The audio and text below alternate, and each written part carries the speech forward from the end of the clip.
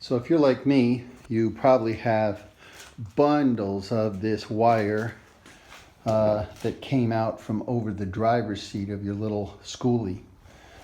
Truth is, a bunch of this is really viable stuff. So this is a fuse block, and you can see the wires attached that you can feed off and whatnot. You can roll this over and you can see what connects to what and all of that kind of stuff.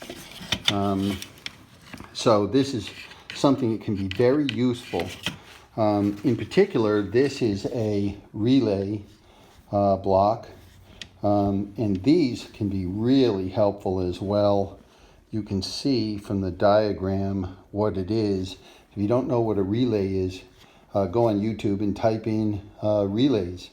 And you'll get a great education online just from YouTube at what these are and how they're used. But basically, one little wire can turn on 6 different things, is how it might primarily be used.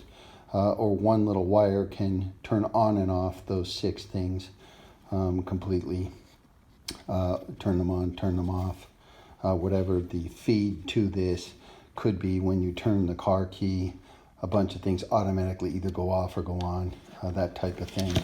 And then you have these, just tons and tons of them. Let's get a look. These guys that are snapped together with all kinds of wires in it. It's basically just a quick disconnect for groups of wires, and there's bunches of them that come out of that area. So I would cut them, saving a little bit of the wire on both sides, and just validate with a voltage detector and a little battery of some type. Just validate that they basically just pass through from one side to the other, and they don't feed doubles or parallels or whatever. But for the most part, they're just passing through, and they're quick disconnects. So you can basically pull whole areas apart and re-snap them back in again. And there's a lot of different reasons why you'd want something like this. So if you are going to tear that whole thing out over your driver's seat, be mindful that one of those wires will completely keep the bus from starting. And it's related to the alarm in the back, at the back door.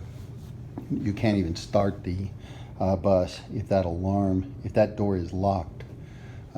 It has to be accessible through the outside handle. So if there's an internal lock, follow that wire back. Make sure that wire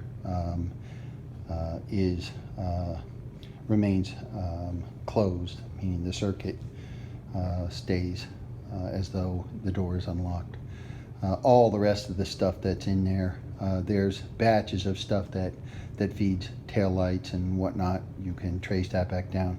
All the rest of the stuff, in all likelihood, goes into a cable and over to the switch panel next to the driver. All of that stuff can be eliminated, and it'll open up a ton of space over the driver, which I utilize with some regularity in altering school buses. So if you're going to tear all that out, don't throw it all out. Go online, research some of these things, and see how much you can put back to use.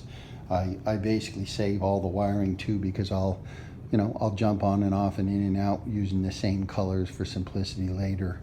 But a lot of cool stuff that you can have on hand and use lots of different ways. So I hope this helps a lot of people, and I hope you make use of a lot of this stuff.